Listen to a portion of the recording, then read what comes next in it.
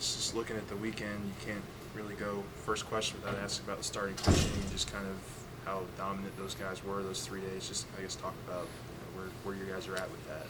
Yeah, it was great. All 4 games, really. We've got 4 quality starts.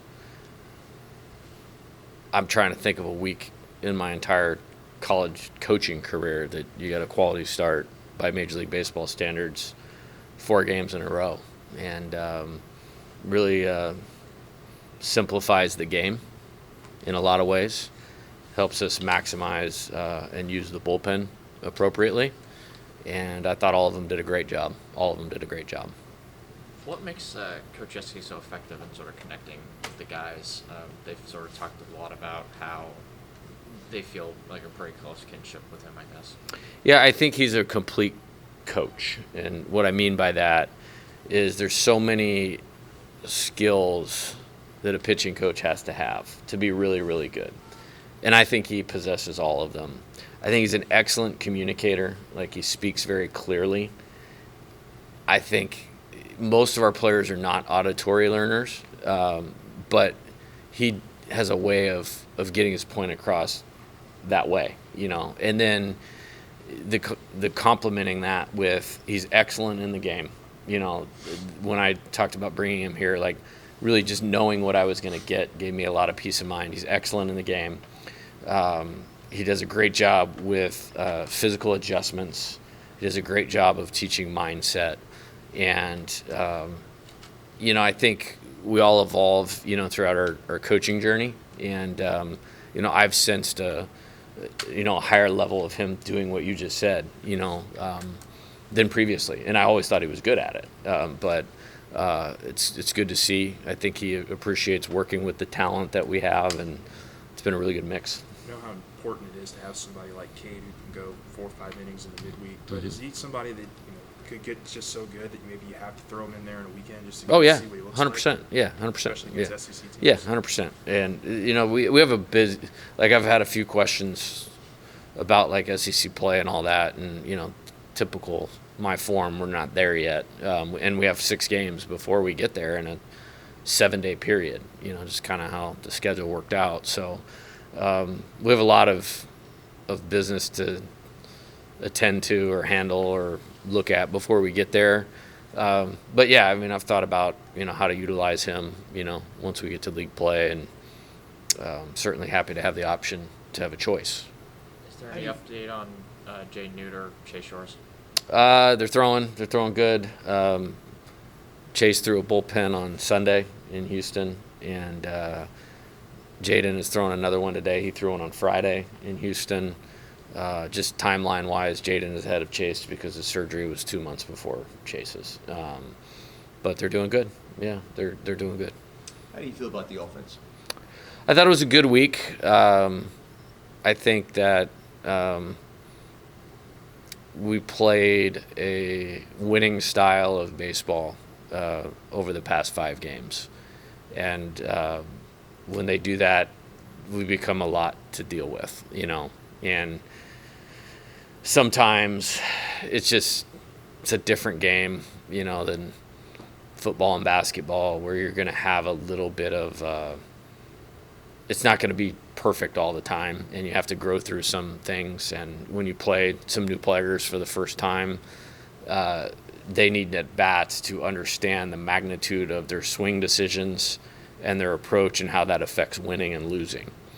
And we'll go through that again. Like, it's not just, we're fixed. But I like where we're at, and I really like the response to what we needed to do to improve and the commitment to it. I thought it was exceptional this week. This is 2 years in a row you're going to Hammond, right? Yes. So is that kind of unique? It seems like it used to be like a rotating thing. This was, we needed a game this week.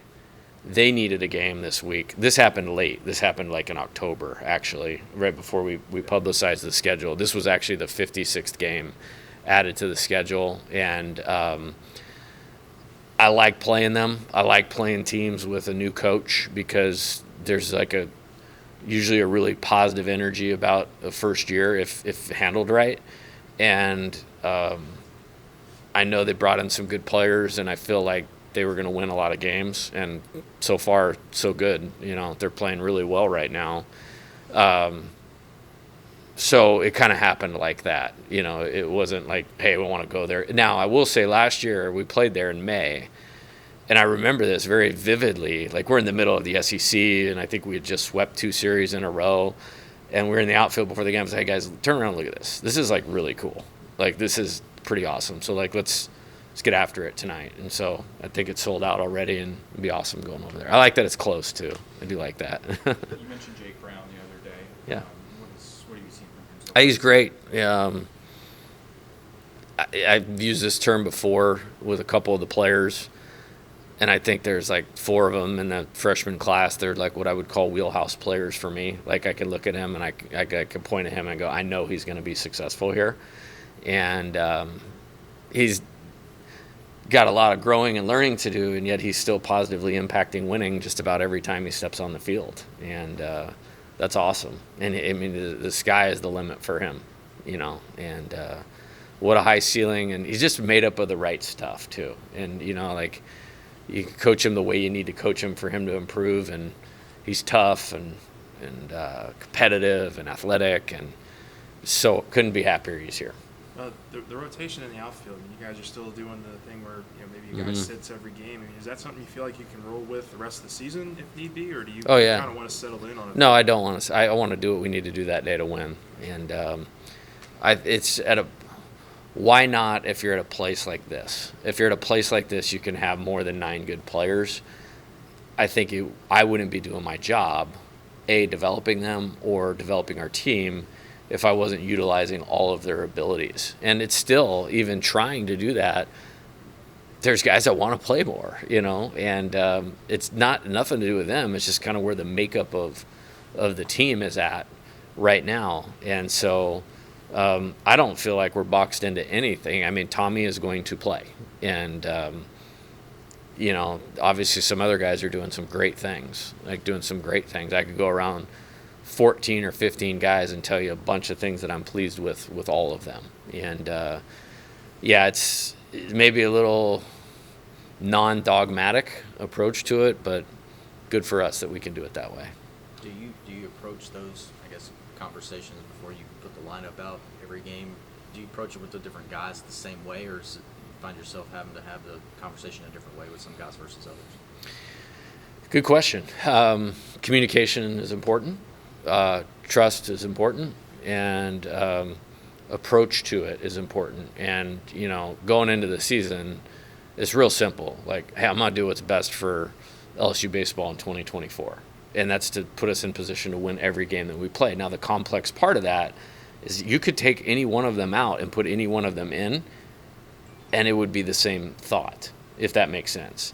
So it's just like, hey, this is what we need you to do to be the best player that you can be for our team. And then when you're in there to help the team win. And I think we actually took a step forward this week in our approach to the game, where it's like if you're trying to play for more playing time and putting all this pressure on yourself, you're holding a water balloon and waiting for it to pop. Versus like, no, I'm going to get in there and I'm going to get my job done to help our team win. And that's how they're operating. And like, you take any one of those guys out, whoever's out is like the best guy on the bench that day. I mean, Paxton Kling didn't play one game, and he was awesome on the bench that day. Mac didn't play Sunday. He was awesome on the bench. Jake Brown is standing right next to me when he's not in the game. Josh Pearson's an Omaha hero. He hasn't started a couple games. So it's been good. I really applaud the players for their mindset and their maturity, and they're the only people's thoughts that matter, because if their thoughts are right, they're going to be ready when their opportunity comes. So do you guys place a lot of value in quote-unquote pitch hitting? Is that like a role that you guys talk about a lot? Yeah, for sure. And we've been really good so far. This team is like, guys are staying ready to go. I mentioned Coach McMillan, our strength coach. He does a really good job of helping the players understand how they need to stay activated physically. Myself, Coach Wanaka, Jamie will help them stay ready mentally, try to get out ahead of where this might be where the spot is. And then sometimes it's like, hey, man, go. I mean, we've had a couple of those this year, and guys have come through. So it's been pretty cool. with Javen Coleman, did you get to talk to him? You said you wanted to talk to him about, potentially moving, I guess, back to the bullpen, or at least throwing out the bullpen as a reliever. What did that conversation sort of go like, and what does his sort of outlook look like for the rest of the season? Yeah, I thought he was great. He got a little tired at the end of the game on Sunday, but I thought he was exceptional. And yeah, I don't think he won't pitch tomorrow. Obviously, I don't think I would bring him in the game Friday, just to let him get rebooted. But yeah, I'm pretty excited about being able to use him in a variety of roles. Coach Yeski and I had a conversation this morning about that. I think the good news for us is he's come out of the pen and done well. He started and done well. And I just want him to impact winning, and that's what he wants to do too. I mean, he really wanted to come in that game on Saturday night, for that last hitter, but I was happy that Justin just got the last guy out. And then, so what we did on Sunday was we sent him down there. He didn't throw until we were going to get him up to go. He was coming in the leadoff hitter when we got around to that spot again, and it was probably 4 hitters before he was good to go. So, and I thought he was great. I mean, we had the similar to Saturday night. We had the lead. They they got 3 runs, kind of took the momentum back. We came in and scored immediately, which was awesome. Christian came in, did a great job. And then when we put him in the game, it was like the game was over. And to win at the level we want to win at, the bullpen is more important than the starters. Period. That's hard for everybody to get their head around, but it is an absolute truth. The best teams win close games at the end, and that's entirely to do with your bullpen. And with him moving forward, is just making sure that he gets enough, I guess, warm-up time to really just get his body ready, that extra time, almost like a starter routine before he comes to the game. Yep, and that's why it's important to go this is when you're coming in the game. And so I told him, if you're good to go on Sunday, we're going to get you started, and then you're going in the game here. And then it worked out for us because we actually turned the double play. So if he had plenty of time to get ready. He had a whole nother inning and 1 hitter. I didn't I think Christian was in the game. It was already predetermined. Christian could have struck the guy out, and we were still going to Javen. So we treated it was almost like a start. He had so much time the other day. It was no different than a start, other than you can't play catch in the outfield. I was listening to one of your interviews, I think, after the game on Saturday. You talked about how you guys have thrown 17 or 18 pitchers and not really using the same guy twice. I mean, I think outside of Gidget, and you only pitched your bullpen guys once the entire weekend. I'm just curious as to how those guys are handling that, coming in for games and pitching an inning or 2 in a weekend, and just maybe how those conversations have gone with those guys. Yeah, I think it's going fine. I think the thing I like about it is they're all fresh if you can do that. You're going to get the best of every guy every time they take the mound. And I think my experience, when you have trouble with pitchers, you're asking them to do more than they're capable of. And sometimes that's go through the lineup 3 times. Sometimes that's pitch 2 or 3 times in a week. And if we can just keep them in the right lane, ironically, the bad outings that we've had are the second time, in the week. So, maybe I'm onto something here. Everybody comes here, the new players, they're obviously big time. But when you get them out in front of 25, 21,000 people 2-3 nights in a row, I mean, what does that do to kind of expose them to what this is? Yeah, it was awesome. Again, and I feel like I do this a lot, and rightfully so. Our fans are phenomenal. That was really awesome. And I think it energized our players, the mental stamina you have to be consistent in the college baseball season. It's I don't think a lot of people get that. And then you get this here at home and then there, and it's such a charge, and it's uplifting. People ask me often what it's like coaching here. It's hey, Tuesday night, it feels like a super regional.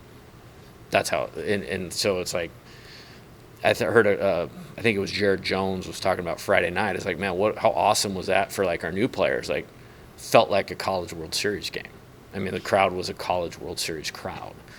And and then Saturday, that was the crazy Texas State game before we played on Saturday night. So we were in the tunnels for a long time.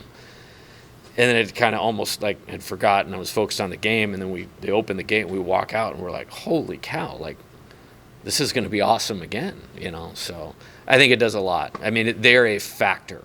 And how often do you say the crowd is a factor in college baseball? They're 1,000% a factor. Isn't it I'm sorry. Isn't 80% of the country plays in front of 300 fans or less, or something like that in college baseball? Or it's a big number. Yeah. Talking to a West Coast guy, I remember we were playing somewhere relatively obscure on a Tuesday, and I walked out, and there was 7 people in the stands. And so I walked. I said, "Hey guys, we got to take the crowd out of it today. Not a factor here." So with Gage, I think he threw in the 70s pitch count. Just how's he feeling after that? He's feeling good. I just saw him. He's in there doing his work. He's a tremendous worker, tremendously deliberate in his routine. Big smile on his face, so it feels good. And it's great for our team. It's great for him. I think obviously you watch him pitch, and you see the talent and you see the execution. I mean, it's pretty simple for him to get where he wants to go. All he's got to do is step on the mound for the next 15 weeks. And so, really excited for him. Is it safe to say Cade's starting on Wednesday? Yeah, he's starting on Wednesday. Yeah, he's starting on Wednesday. Yeah. What do you think makes him so tough to hit? A lot. I think number one, he's a good athlete, and that is the longer I do this, the athleticism part of pitchers goes a long ways in just their ability to command the baseball, and the game's about strength or strikes, excuse me. So his athleticism, he's in the strike zone a lot because he can repeat his delivery, consistent with his release point. He can change speeds, moves the ball around, and I just think he likes competing. I think it's, if you look at the freshman class with Jake, Steven, Cade, Larson, Kucherak, they're all very good athletes, and they're all very competitive. And so I think that's what stands out about him. Would you like to sort of see him mix in an occasional curveball or or change up here and there, just to sort of work on those pitches, because he was very heavy fastball against Rice? Yeah, it's because that was the right thing to do Yeah. in that game, and the wind was blowing straight in from the left, and they had a predominantly right-hand hitting lineup, except for a couple guys, and so we felt like we could get through the game, pretty easily. It's funny you ask that, because I think those are his strengths, and so to be able to go 5 innings or deep into a game without using his strengths, that's probably tells you how high his potential is. Good with Jay? All right, guys. Thank you. Thanks, See you tomorrow. Yep.